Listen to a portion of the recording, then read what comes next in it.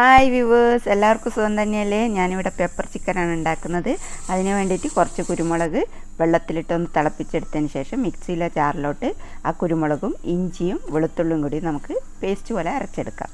അതിനുശേഷം ഒരു പാത്രത്തിൽ ഓയിലൊഴിച്ച് നമ്മൾ സാധാരണ ഉള്ളിയെല്ലാം വാട്ടുന്ന പോലെ ഉള്ളി വാട്ടുക, പിന്നെ പച്ചമുളക് ഇടുക. അതിനുശേഷം നമ്മൾ നേരത്തെ അരച്ച് വെച്ച ഇതില്ലേ പേസ്റ്റ്, അതും കൂടി ചേർത്ത് നല്ലവണ്ണം വഴറ്റിയെടുക്കുക. വഴറ്റിയെടുത്തതിന് ശേഷം നമ്മളിതിലേക്ക് ചേർക്കാൻ പോകുന്നത് ക്യാപ്സിക്കാണ്. ക്യാപ്സിക്കം ഇട്ടിട്ട് വഴറ്റിയതിന് ശേഷം അതിലേക്ക് കുറച്ച് മഞ്ഞൾപ്പൊടി, മല്ലിപ്പൊടി, പിന്നെ നമ്മുടെ ഗരം മസാല, ഞാനിതിവിടെ പൊടിച്ചെടുത്ത ഗരം മസാലയാണ്, അതും ചേർത്ത് നല്ലവണ്ണം വഴറ്റിയതിന് ശേഷം ഉപ്പും ചേർത്ത് അതിന് ശേഷം നമ്മളിവിടെ 1/2 കിലോ ചിക്കനാണ് ഞാൻ എടുത്തിട്ടുള്ളത്, അതും കൂടി ചേർത്ത് നല്ലവണ്ണം മിക്സ് ചെയ്തതിന് ശേഷം ഒന്ന് മൂടി വെക്കാം. മൂടി വെച്ചതിന് ശേഷം കണ്ട നല്ല ഈ വെള്ളമെല്ലാം വറ്റി നല്ല വരണ്ട് വന്നിട്ടുണ്ട്.